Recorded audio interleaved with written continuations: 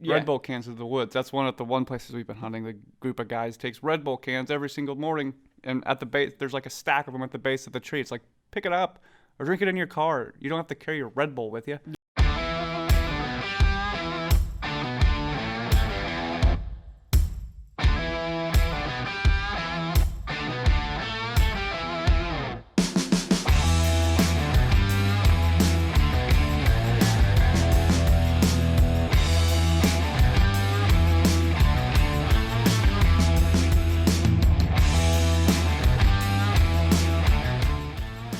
Back, episode 4 of the Out Here show. We got quite a few different topics. We don't have just one big topic today, so we're going to be touching on a bunch of different stuff. And as always, we want your guys' comments, questions, opinions. We'll probably drop a poll on the YouTube channel somewhere for you guys to go leave your mark on the episode. So we definitely want you guys to continue to drop your comments, leave your comments, all that good stuff. And thanks for watching all of our previous episodes. So now, as I usually do, I'll hand it over to Brody, let him talk about what we're doing out in the whitetail woods here as we're getting closer and closer to deer season. Yep. Seems like the last few have all been about trail cameras. That's what it is again.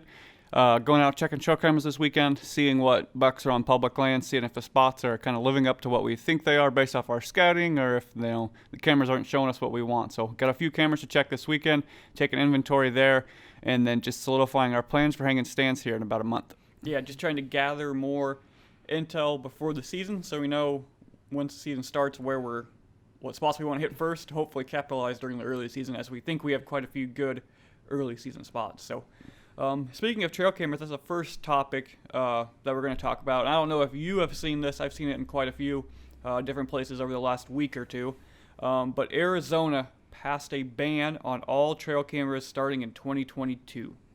So that was just seemed to me like a very big step and a very interesting. What's it in reaction to? I heard it and didn't read it. What's it in reaction to? Yeah, most of it they claimed, which we'll get into a little bit more, they claimed it was a fair chase issue, but then when they gave reasons, none of them had anything to do with fair chase. So we're kind of that's kind of where the transparency is lacking, I think anyways, from what they did. So they had public comment sessions on it, and most of that comment session was against the ban, as you would think most of it would be. Some of the outfitters, I believe, and some people were for it, but they said the overwhelming majority was for not having the trail camera ban, obviously. And you have to manage the wildlife, but you also have to listen to your constituents. I mean, that's what the Game and Parks organization in Arizona is there for both. They obviously have to manage wildlife if there's reasons to do that, because that's what they're there for, is to make sure that hunting in Arizona and wildlife in Arizona, is around for generations. But you also have to listen to some degree to what your constituents are saying, because they're the ones paying for everything. Yeah, and I think that's something that you learn in college when you're going through wildlife management classes, is you sit down and you identify all those groups that might have a say in that decision that you're making, and you can't just do it for the hunters or the conservationists or conservation organizations or PETA or whoever. You can't just do it for them. You have to take into account all of those, and that's what they teach you, I guess, and what they say they follow. But obviously, maybe here that wasn't quite the case. I mean, in some cases, you can't listen to everyone's constituents' opinion on every topic, because most of them aren't trained in wildlife management or management, like, hey, let's be able to shoot deer year round. Not everybody, but people would be for shooting deer year round because they can hunt all year. Obviously you can't listen to them in every scenario, but I think in a situation like this you have to be open to listening to your hunters and your people that are actually the ones using the trail cameras. Especially on quite a drastic change. It wasn't no cell cameras, just going to use regular trail cameras that you don't get data right away. It's just a complete, no more, no go for it anymore. Yeah, that's one of the things that I wrote down, is it was just a complete ban. I think there was a lot of alternatives that could have been used before we got to this point. Mm-hmm. Like, if you want to use the alternatives, it didn't work. Okay, now step up maybe into another one. If that didn't work, okay, we have to ban them just because it's not working for what our goals were. But to just completely hack the whole thing in one shot doesn't make any sense at all. Or to even do studies and see how many deer are actually taken because of a trail cam picture within the last day or something. Like, have data that backs up. If you're saying they're doing it because of fair chase reasons and it wasn't fair, like, have some data to maybe back up how many deer are getting killed specifically because of a trail camera led them to it or something. If it's a fair chase issue, like they said, but then it turns out it probably really wasn't, then outlaw the cell cameras, because those are the ones giving you the real-time data. So let's do that first. Fair chase issue. We don't think cell cameras are fair chase because they're setting them up. Arizona, obviously a dry climate, setting them up over water holes, pretty easy to know when deer are coming in and out. Get rid of cell cameras. That way you at least have to go in there and check the trail camera. You can't just get it on your phone and go in there. So let's do that first instead of just all trail cameras are bad type of deal. Like I mentioned before, they mentioned it was a fair chase issue, but when they outlined a bunch of reasons, none of the reasons really had anything to do with fair chase. The big thing was, and this is kind of what they said, not word for word, but trail cameras were visited frequently to change batteries, SD cards, and that activity disturbs and displaces wildlife. That was one of the reasons that they cited, which I can see in a hot, dry climate, you're going in to water sources that's going to disturb the wildlife in the area. But again, maybe we should do some studies. Does it actually disturb them? Maybe they'll just shift to coming in at night or at different times of the day. If they, and most of them, they'll get used to human scent. Like if you, in the park areas or in the cities, they get used to people being there. They adapt to it and they're fine. So again, I think a little bit more research. Yeah, they're going to move away from always being disrupted in a way. Yeah, I mean, they're going to have to get water somewhere. So I don't think humans, and I don't know people who would check them that much. Maybe people check them more than we do, but I can't see people going in there more than once a week to check them, but maybe they do. They also cited an increase in hunter conflict.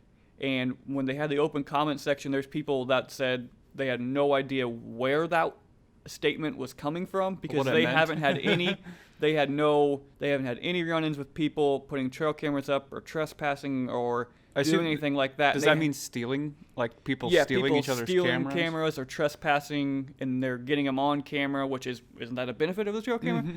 But they didn't, and they haven't elaborated on that. They just cited it, and most of the people there, it sounds like, had no idea what that even was for, because they hadn't seen or heard of anything in the state that would make them think there was an increase in hunter conflict. So, like I mentioned before, I think there was alternatives. There were some scientific studies that you would think a biologist or a game and parks organization would do, and then they just decided to take all the comments that people had, because I think they did it because that's what they were supposed to do, and then they went with what they wanted anyways. So, and I think there's got to be something else at play here. It seemed like a really quick decision. They already knew what they wanted to do. Didn't matter what anybody thought. They were just gonna move on. Like the biggest thing is it's so drastic. I think it's not like cameras can only be up during the hunting season, or no more cell cams, or like you said, there's incremental things I think you could have done in that situation to address the issue if they had the stats to back up an issue, and maybe there is. But like you said, I think there's incremental things you could have done instead of just the whole drastic, we're just getting rid of trail cameras altogether. Yeah, considering they've used them for 20 years. Yeah, and now all of a sudden it's an issue. And I know there is an increased usage, obviously, of trail cameras. People are using them more than they ever have before, just because the technology is so much greater than it ever has been. But, I mean, I said it and you just said it. There were alternatives that probably should have and could have been used before we got to this point. And I was just thinking, you can either like or dislike cell cameras for the data they give you without going in there, but you also don't have to go in there. So they're, as those become more popular and more, cheaper for people to get and use, and people are using them on public land and even private land and stuff, you don't have to go in there as much. So their point of everybody going in there and checking them too much gets less and less, I think, every year as the technology for sending cell camera pictures to your phone goes up. Yeah, so then maybe you don't even outlaw cell cameras, you outlaw regular trail cameras, because you don't have to go check the cell cameras every week. It sends it to your phone. So yeah, I mean, I don't think there's any reason to go ahead and do an all-out ban on them. Like, was there any, like you said, what you're taught in your wildlife management classes and stuff like that we went through is it's based on science. All of the decisions that game and parks make should be based on science and what's best for the wildlife. And if that's what they're doing, completely fine. But I think there needed to be more transparency in what that science was, what they've seen, what the specific reasons were, not just here's some general stuff. Because if you're making decisions not based on science, as a game and parks, not listening to your constituents, that's a slippery, like Stephen Rell talks about all the time, getting, squirrel hunting banned in California leads to eventually all hunting being banned. I think that's the same thing with here. Is a slippery slope if you just start not listening and going off science as a game and parks organization anyways. But more transparency, I think, was definitely needed. I think there's a lot of people that are like, what just happened? So with that, we'll move on. And we asked for you guys' viewer questions and comments here quite a bit on the Out Here show. So we wanted to go over just a few things that we've gotten back on some of the stuff that we've talked about over the last few episodes. So we thank you guys, as always, for, answering the poll question or leaving your comments. So we talked about our 3 most important pieces of equipment, and Brody put the poll up on YouTube, and I'll kind of go through what you guys, the viewers, put down as your most important pieces of equipment. So we put grunt call, like Google Earth or your mapping, whatever mapping you use, waders, good hiking boots, waterproof boots, a headlamp, and binos. Those were the 5 that we went through, and we'll start at the bottom. Waders and headlamp were both at 8% for people thinking that was the most important piece of equipment. Grunt call was number 12. I'm sure that might depend on time of year. And then at 35% was binoculars. Binos were the number 2 highest that people thought they needed, or the most important piece of equipment. And then Google Earth or your Google Maps, your mapping, Onyx, whatever you want to use, was at 38% as the most important piece of equipment. And I think that is something that's really come on strong and been really useful in the past few years. Everybody uses it. I don't know how we would.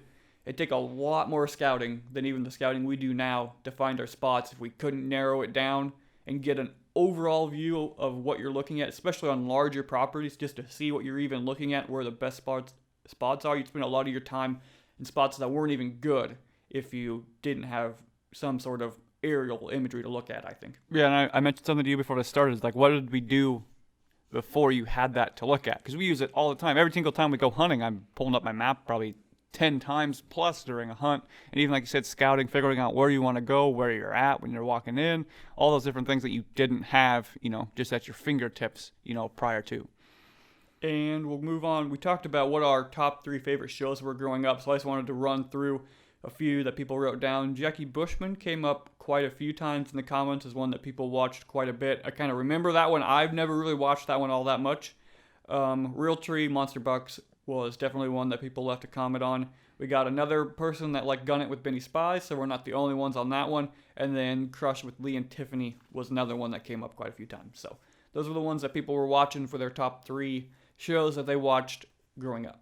So now we'll move on, go into our out of left field segment here, where we talk about everything to do with sports and that has nothing to do with hunting. So we're in a slow time of year for sports, so we're having to go think out of the box for our sports segments here, but we're going to do what every pretty much sports writer is doing right now, is their way too early picks for national championships and all this stuff. So we're going to do our way too early Super Bowl picks on both sides, the AFC and the NFC.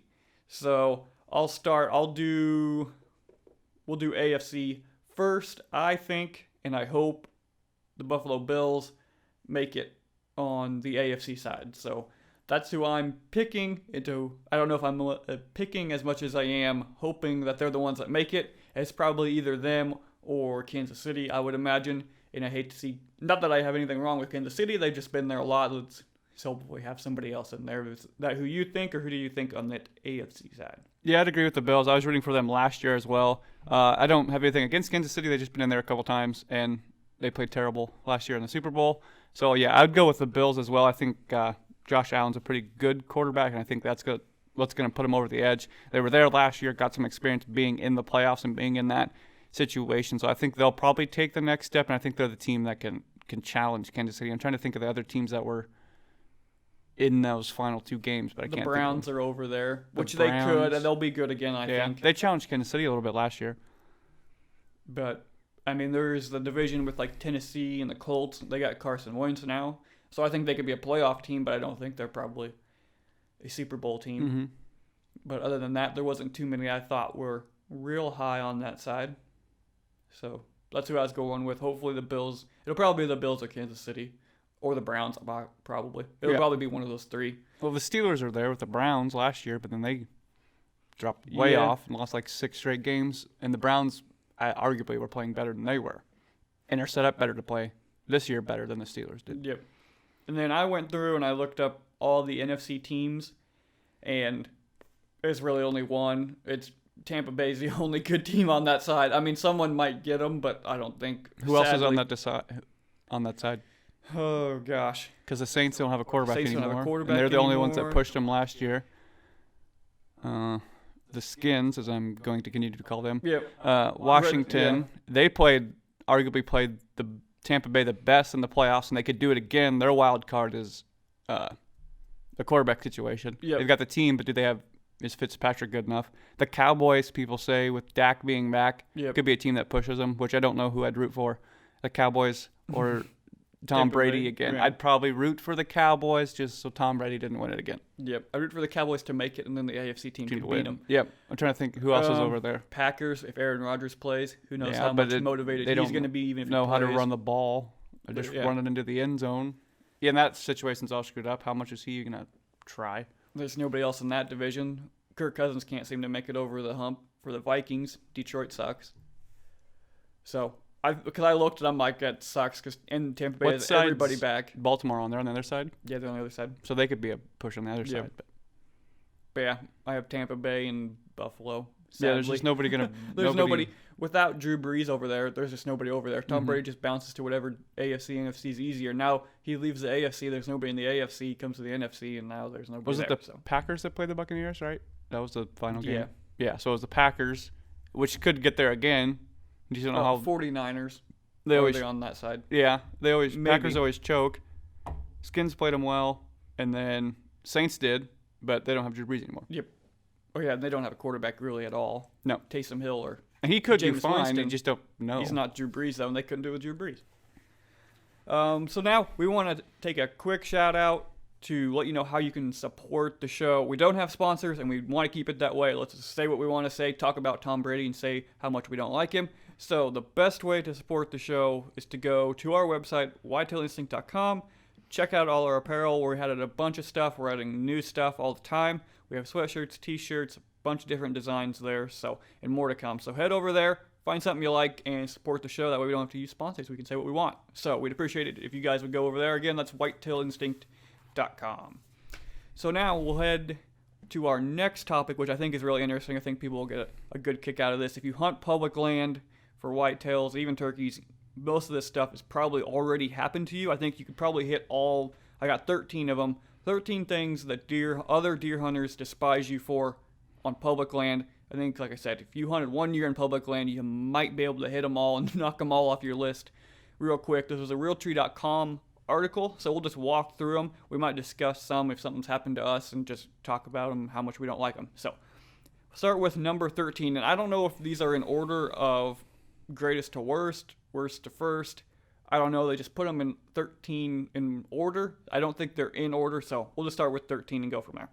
So number 13 is embellishing stories of bucks. So like maybe you meet somebody in the parking lot and they're telling you, yeah, I seen a whole bunch of, big deer here, and they really didn't. I don't think we've ever, that I know I think it's of. the other way around more often. I didn't see anything, so I don't want to tell you anything. I think. No, yeah. I never thought about that, but I would agree with that. I think a lot of times you'll get didn't see anything. Not that they should have to or not have to tell you what they did or didn't see, but you're right. I think if they did see something, I don't think I would. If I talked to some random guy in the parking lot that I didn't know, I'm not going to tell him I just saw that big buck we seen in September hunting out west. I'm not going to tell him I seen that. Mm-hmm. If he wants to watch it on YouTube, I guess he can watch it on YouTube, but I'm not going to tell him that. So you're right. I think it's probably the other way around, saying they didn't see anything when they actually did. So number 12 is not respecting the land. So leaving trash. That's one that gets me all the time. Parking lots, terrible. Yeah. Parking Hand lots warmers are terrible. and whatever else. And if you find a tree stand on half the ones we hunt here in Nebraska, Drink my Red Bull and my cigarettes. There's as I Red go Bull through. cans and cigarette butts at the bottom of it. It's like you carried the can in full. So Carry it out. obviously it's a lighter to carry it out. Don't just drop it and leave it there. You have a backpack, put it in your pocket. I don't understand how you can't carry it out if you carried it in. It makes no sense. Plus your scent's just even more all over the place, dropping that stuff and, and I guess smoking, this might make some people mad, but if you're smoking going in, you really don't care about your scent whatsoever because that's a strong smell for in the tree stand. Yeah, it's a strong smell for a human, let alone a deer that Yeah. can smell 10 times what we can smell. Like, that cannot help you one bit. Yep. I mean, if I open anything, if I have a snack or something, and I even if I accidentally drop it, before I leave, I pick it up. Like, I don't think I know that I've ever knowingly left anything. I don't take out pop there. cans, Yeah. Red Bull cans into the woods. That's one of the places we've been hunting. The group of guys takes Red Bull cans every single morning, and at the base, there's like a stack of them at the base of the tree. It's like, pick it up or drink it in your car. You don't have to carry your Red Bull with you. Yep. I don't get how they can't, honestly, how lazy they are to not just pick it up and take it out with them. Yeah. So that's the one that gets me. So number 11 is making fun of others' deer. This is probably a hunting industry thing in general, not just public land people, but the people, in the comment sections and stuff like that. They're like, hey, why'd you shoot that? Or there's bigger ones, or I wouldn't shoot that. I'd only shoot when they would probably shoot it anyways. They're just saying that. So that's another one that's just hunting industry wide, is just not respecting what other people are shooting or choose to shoot. Because you don't know what makes them happy, and that's what should the end goal for whoever's shooting that deer is if they were excited and happy to shoot it, they should be able to shoot it, as long as it's within, if you have antler restrictions or whatever. But that's just another one hunting industry wide, I think, that needs to be taken care of, I guess. So this is one I didn't really get, is dumping the gut pile within sight of like their deer stand, or not gutting it somewhere different. I've never really heard of anybody getting mad about where you gut your deer, I guess. Yeah, I haven't really heard that one either. So we always, if we just shoot one, it's like wherever we find him. Typically, I don't think we were dragging him too far with all that I'm not weight going in to drag there. him 500 yards so I don't gut him by someone else's potential tree. And half the time it's by my tree. Yeah, that I was closer to hunting at. mine than it is somebody else's. And So we I don't- hang and hunt, so we're not usually in the same exact spot again. Yeah, so I don't know about that one either. Never really heard of anybody being mad about that one. So number 9 is claiming a deer that you didn't shoot. I've never even That heard is of extreme, that, but I've really. never heard of that happening. I've never heard of that happening. I hope it doesn't happen to me, because I'd be pissed and wouldn't really know We have what it on to film, do. so Yeah, we've they're got pretty yeah. much screwed if somebody tries to do that to us, Yep. which is nice. Yeah, so I don't know how. I don't know. That'd just be a messed up situation in general. But yeah, we got ours on film, so that always helps. And if we leave, like if we shoot one and we find it, like, okay, we gotta go get all our gutting stuff, we gotta go get cameras or something, I always leave my backpack by it, or my something by it. That way they Someone knows know I found it. someone already found it and that I was already there. That way they can't just, if there is anybody else around, they can't wait for me to leave, go get it. Not that they couldn't drag it real quick, but you'd be able to see. But anyways, I always try to leave something just for that scenario. I don't know how much that would ever actually happen, but it's on their list. So this one may be one of the top ones, setting up too close to you. So if you're set up, or you have your tree stand up, someone comes in, sets a stand up 15 yards from you, and it has literally been 15 yards from us that we've had stands up. Not just this is a tree we've been hunting. How are they supposed to know? We've had the stands up that have been up since August 15th, when you can put stands up on public here in Nebraska. They've been up. Someone else comes in and thinks it's a great spot, apparently. It sets a tree stand up. Yeah, it's happened multiple times, and it's frustrating. I get it. It's public land. Like, you can set up wherever you want to, but it's kind of common courtesy, I guess, if you see a stand, don't set up where you can at least see the other person. There's stands on places we've walked on public land here where you can legitimately see the other person's stand. Like, if you were hunting and so was that guy, you'd see each other the whole time. Yeah, I don't remember exactly what property it was, but we've walked and seen 3, maybe 4 stands where all 4 people could literally sit and probably talk to each other. Yeah, like just in a line. They're that close to each other. And it's like, who, the first Wants to guy, hunt like that? The first guy, you're fine. But the second, third, and the fourth guy, who's deciding that you're putting your stand up there? Yeah. I just don't get it. Yeah, who looks and goes, there's one guy, there's another guy, I'm going to sit up right over here. Like, yeah, you could legitimately talk to each other. Like, you seeing anything over there? Nope. Like, who would want to set up? I don't want to set up when I'm deer hunting and see another person. Unless No. it's the cameraman. I don't want Yeah. to see anybody else. Yeah. So, and it happens to us just about every year, where someone sets one up right close to us. I don't know that it happened last year, besides people walking in on you, but that's different. But pretty much every year, It happened someone last year in the decides to high put- wall setup. Oh yeah. That real tree, Yeah, 'cause a we had real to stand high, up- real high treesman Yeah. that went about 60 foot up in 60 the foot tree. up. So far up, it's ridiculously high. It's above the treetops almost of 100-year-old cottonwood. That's ridiculous. If you're but shooting, he's shooting down. The angle is so sharp, you're shooting through the deer's back. yeah, Have to be. like it's ridiculously high. But our stands were there since August 15th, probably. So. But yeah, that's one that gets me. I just don't. It doesn't. It makes me mad, but I'll move because I'm like, I don't want to be here anyways. Apparently, I just don't understand what they're thinking. Is the biggest thing. It's like, who's like, oh, perfect. I think I'll go right here. It's like, come on. I don't know if that's the plan. Or they're like, oh, this is good. If I sit up here, they'll leave. I don't know if that's what they're thinking or what. But are they thinking he's here, so there must be deer here, so I don't have to do any work? He did it for me. That's what I'm thinking. I don't know, but number 7 is sharing secrets. So if you did happen to tell somebody, which I think you have to be, we talked about a little bit before, you have to be careful what you tell random people on public land. If you go up to talk to them, say, hey, how's it going, type of thing, and how much you're telling them. But I would say if you did tell somebody and then they told other people, that would be something that would definitely make you mad. So sharing secrets was the number 7 one. We don't have too much of a problem with that because we're cautious about what we tell, other people besides the people that hunt with us. So number 6, which I don't know, maybe you remember or don't remember. I don't know that I've ever had it happen that I know of, but hunting in someone else's stand. I don't know that anybody else has ever hunted out of our stands that I know of or can remember.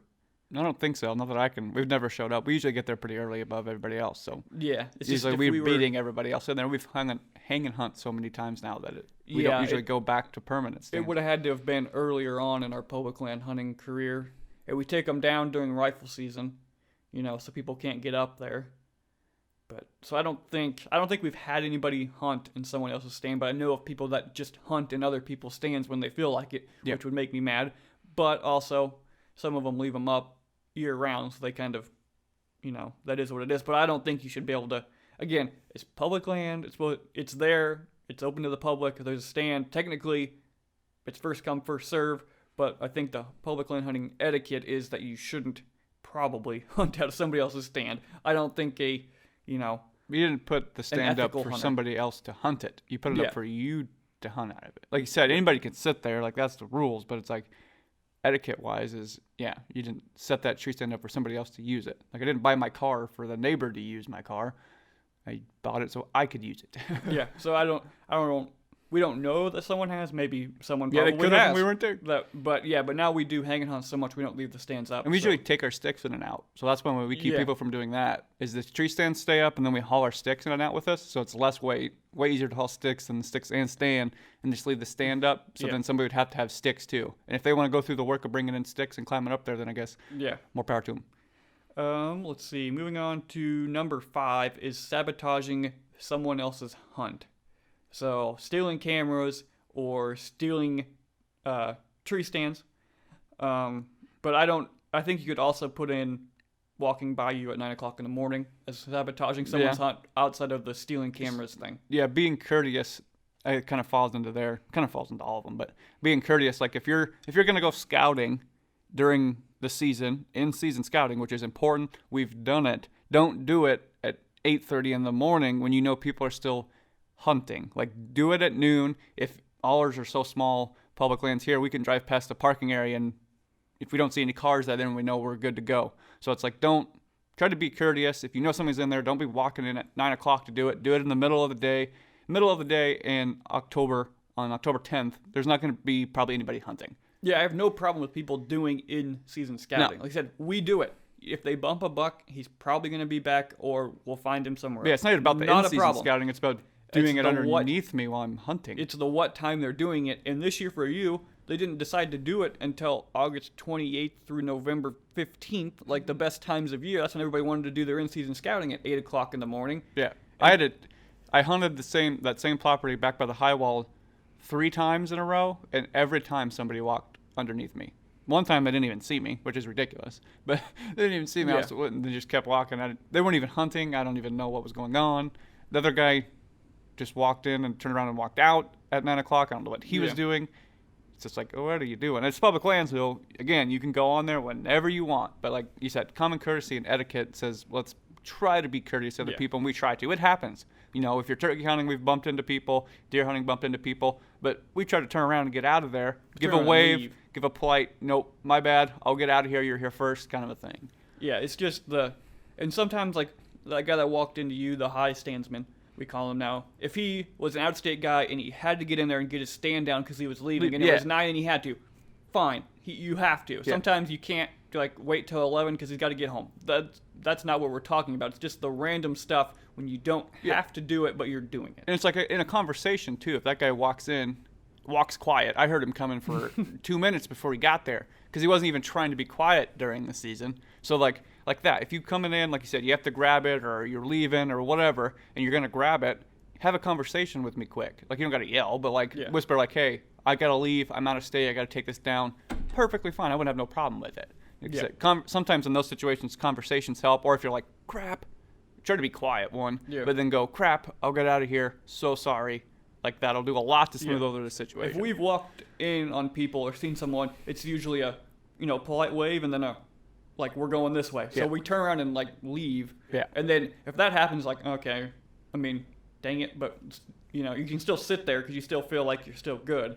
But, like you said, just doing it at the appropriate times. Like, if we're going to do in-season scouting, we won't go if we see a truck parked there, or we have any reason to believe if there is a truck parked there and it's like a huge property and we for some reason believe he's not on the side we're going to, then we'll go in. But otherwise, if I don't want to ruin someone's hunt because I know how much it sucks to do it. That's why we don't do the in-season scouting unless we know there's nobody else there. We're not going to, just walk in on somebody. And we don't do it at 9. It's a safe bet to say at noon pretty much every month, but November, you're probably good to go. Yep. So and even then, even if it's noon on October 15th and somebody's hunting, if they haven't seen anything by noon, they're probably not gonna for a little while. Yeah. So I don't know. It's just one that definitely gets us, and that's one of the reasons why we probably won't be hunting that high wall spot a lot this year, is there are so many people in there last year, unless it's blocked off by water again, like I hope it is, and people can't get back there. But there's so many people back there, and that's why we didn't hardly see. You've seen a couple good bucks in there, but I see more people than I did bucks. Which is never a good ratio. Not even close to the level of bucks and how great that spot used to be compared to what it was last year. So that's obviously, you can tell by how much we talked about it. That's the one that gets us the most, that we definitely despise other public land hunters for. And moving on to number 4, non-hunting activities. I haven't really had any encounters with non-hunting activities. We don't have too many places where you can do other things. Yeah, if it's more of a... You can't hike or walk dogs or ride horses. Yeah, or no anything. hiking. We did have the horse trail rider guy when we were in college turkey hunting. That would long time ago. That would be a little bit annoying. It's like, again, you're like right when people turkey hunt, you're walking, you're going to run your horses around. You never really ruined anything, for us, but that's the only one I guess I can think of.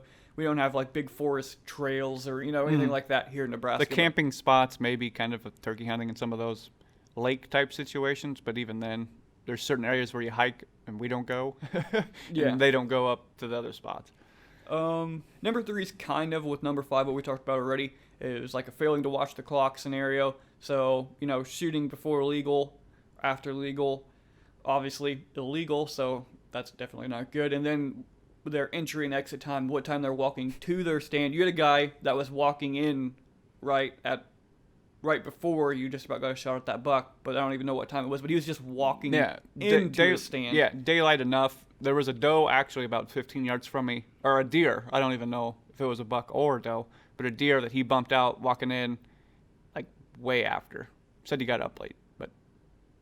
Yeah, again, which is fine, but if you get up late, and you might go somewhere else where there's not people. Yeah. That's what my hunting etiquette would tell me. Yeah. I don't know. And he kept going and then did another thing and set up 15 yards from me after he came in late. So he did the 2 first. So it's like, if that happens, you're running late, you forget your leash, you got to run back, you're coming in late. Like you said, if you get to your parking area and there's somebody there and he's probably on your way there, you don't know, but you kind of have an idea where he's going to go. If you know he's there, go somewhere else. Like that, if you walk in, you end up seeing me, go, crap, came in late, so sorry, and get out of there because at that I point, was there first. You were late. You were the one that was late. As much as you're going to hate to not go in there, I'd be like, I'm the one that messed up. I'm the one that's late. He was in there when he was supposed to be. I need to leave. Yeah, and then set up 15 yards from me. Like, if that's me, that happens. You come in late, that's fine. You get there and you realize somebody's close to your area where you wanted to set up, turn around and leave because you were the one that was late. It sucks, but you're the one that's late. There's plenty of room. He could have went down 100 yards the other way and been perfectly fine. And had he probably would have seen the buck that I seen that coming behind me. Yep. So number 2, again, one we kind of talked about, we grouped it in together with the sabotaging, is scouting and hanging stands during prime time. Which, again, we're for scouting and hanging stands during season. You have to do it sometimes, but not during prime time. Yeah. Yeah, doing your adjustments when you should be set up. Agreed.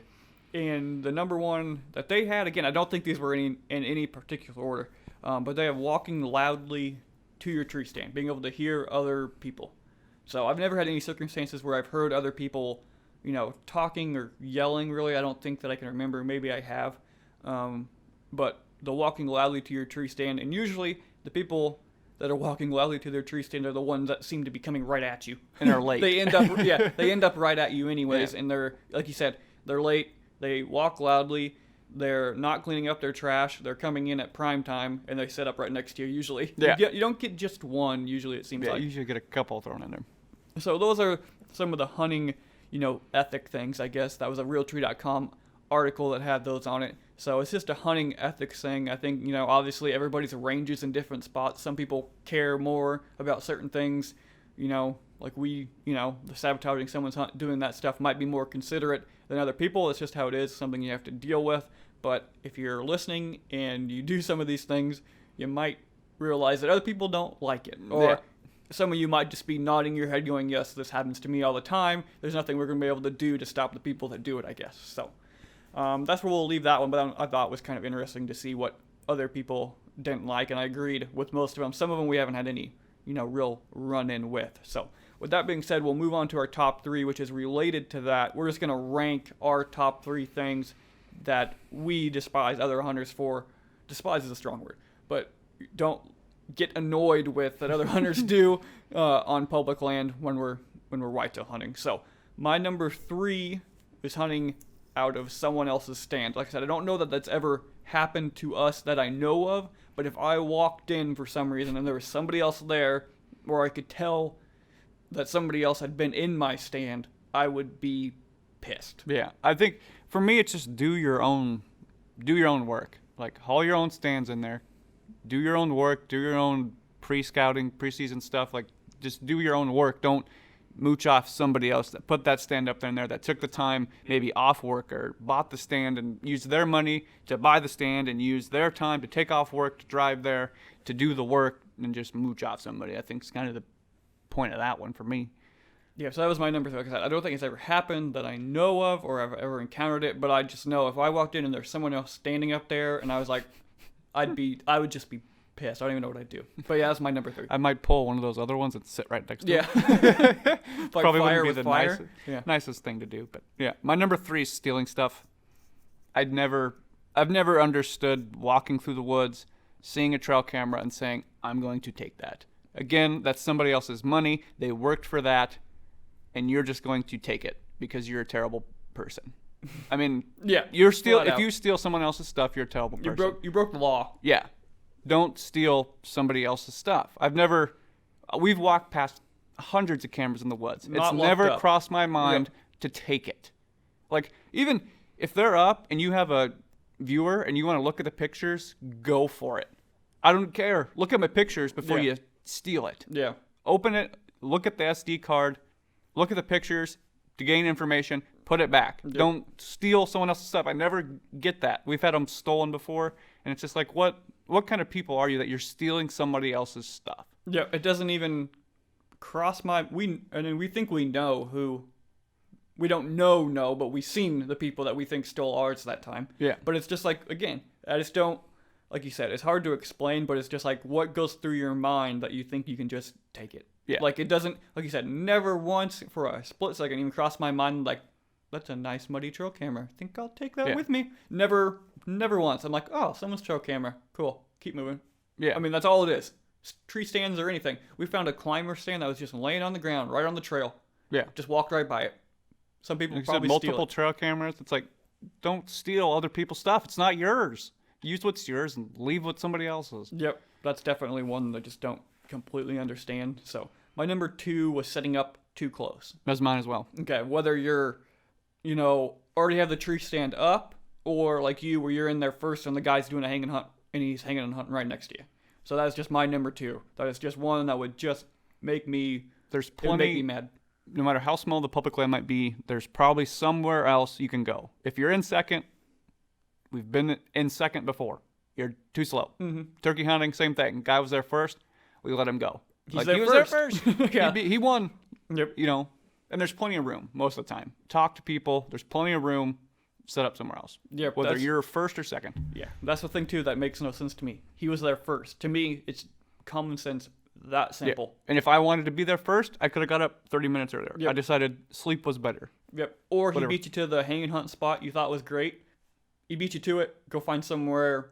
Find the next great spot. Yeah. To me, it's just that simple. It just moved on to okay, I gotta go somewhere else. But it doesn't for everybody else. And half the apparently. time, that forces you to go somewhere you didn't think about, and it ends up being better. ends up just as because good. you're like, I never would have went here had that guy not forced me to go somewhere else. Yep. Sometimes you need that change. So I many guess, times but- with the hunting pressure, especially on that one when we first started, the hunting pressure pissed us off, but it pushed us to spots that we should have been hunting. We just didn't realize it, and it's helped us learn. Yep.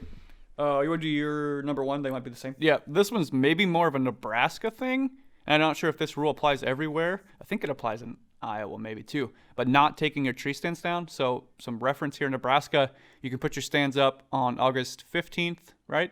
August 15th, because we have a September 1st opener. Opener. It's 15 days before. Yeah, and then you have to take them down by like February 1st or February 15th, something like that. Yeah. So then they're not supposed to be up during the summer months. You're supposed to put them up and take them down, and people do not because for some reason they think lugging lighter stands in there's smart. I would never do that. That was just too much work.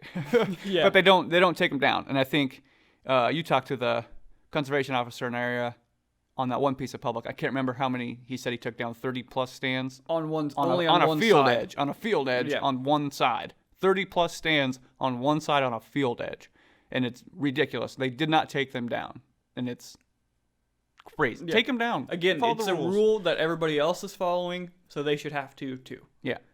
Take them, but like you said, they're big ladder stands, so they don't want to haul them in and out, which I understand. But then don't get the big ladder stands or realize you have to haul them in and out. Yeah, and I would have paid anything to be under those trees on September 1st when those people showed up for the 7th year in a row thinking their stands were there and there was nothing there. I Yep. would have given I anything would to have be gladly there. like Not hunted. I won't shoot a deer, but tell me what days these people are showing up, and so I can want to be there and get their reaction when they come back and their stands are gone. Yep. So not only did they lose the stand, but then now they can't hunt or they have to sit on the ground. It Yeah. just would have been great. It would have been. It's just the it's best karma the coming best back. lesson teacher right there is Yeah. for them to walk in and not have a stand. But yeah, that's a good one. They just don't do it. It's not enforced all that much. We're lucky to have a really good officer in our area that now does it, which is great because kind of starting to get that, hopefully on the decline. But it's just like we always take ours down. It's just we don't have a whole lot of permanent ones, but we always take them down. Again, it's a rule. Just like you can't shoot after a certain time, you have to wait to shoot till a certain time. You have to use a size broadhead, whatever. It's a rule. So I don't know why, but we have to follow it. This is kind of a story that's related but not related. So when I was with the hunting public, there's this piece of public where we'd always park and go back in, and there's this guy that lived up on the hill, and he was always made sure that you knew he was there and he was watching. Like every time we'd park there, he'd drive his side-by-side down there on his property line every time to let us know he was there. And we were talking to him, and he kind of became somewhat friendly with us because he recognized the Smurf. He recognized Warb's car. So he'd be like, oh, I know you guys kind of sort of. But then he told us he'd go in there and take people's stands down.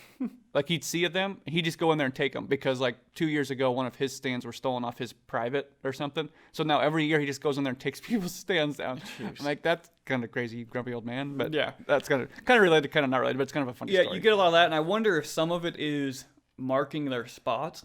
They don't want to lose Yeah. them, so they just leave them up. I think that's some of it. There's private land guys that put them up right on the fence with no intention of ever hunting them. Just to keep I've never people seen away anybody from in them. them. It's just to keep people away from the private, which can't say I blame them all that much for doing that. But again, that's private. They can leave them up. That obviously doesn't apply. But I think a lot of it is just it's laziness and marking their spots. Yeah, I think. I always see deer. I want to sit here every year. Yeah, marking your territory kind of thing. My number one is the sabotaging the hunt deal. So, like we talked about that quite a bit earlier. We don't have to go re-through all of that, but just the sabotaging the hunt in general, whatever way they choose to do Just that. common courtesy, I think, is the general theme of all of this. Just be courteous to other people. Think about it. Do the right thing. Not that hard. Doing the right thing, you don't steal somebody's stuff. You try not to sabotage their hunt. If you do, you apologize. You make it right by getting out of there, not setting up next to them, just doing the right thing. Yeah, so there's a lot of challenges with hunting public land whitetails. Let's not make it harder on each other or any less enjoyable But on being each less other. considerate. Yeah, let's all stick together. Let's all follow the rules that all of us have to follow, and I think we'll all have a more enjoyable experience while we're hunting I think whitetails. this is a side note, but there's problems with people trespassing and stealing people's stuff on private land, which is a whole nother level. How do you go onto somebody's private land and steal their stuff? It's a whole nother level to it. But I've never gotten those people either that are like, here's a piece of land, I'm just going to park here and go trespass and steal this person's cameras. It's crazy. You hear that all the time. You're like, how do you get them stolen on private land? People are just doing stuff. You shouldn't it's have crazy. You shouldn't have to lock anything up on private. No, but you you do. People lose them all the time. It's crazy. That's a whole nother level. Yep. So that will wrap it up for this episode of the Out Here Show. Talked about some good stuff, some public land stuff, all the stuff we don't like about other hunters on public land, but we do enjoy hunting on public land, as I'm sure most of you do. So that will wrap it up. We thank you guys for watching. Make sure to like, comment, all that good stuff. And if you're listening to the audio version, we want you to leave a rating. That helps us, get found by more people if you go ahead and leave a rating. Also, don't forget about the apparel that we have, so go to whitetailinstinct.com to go ahead and check all that stuff out. But thanks for watching, guys. Every Monday, 12 p.m. Central Time, the Out Here Show. Thanks again for watching, guys. We'll have more episodes again next Monday.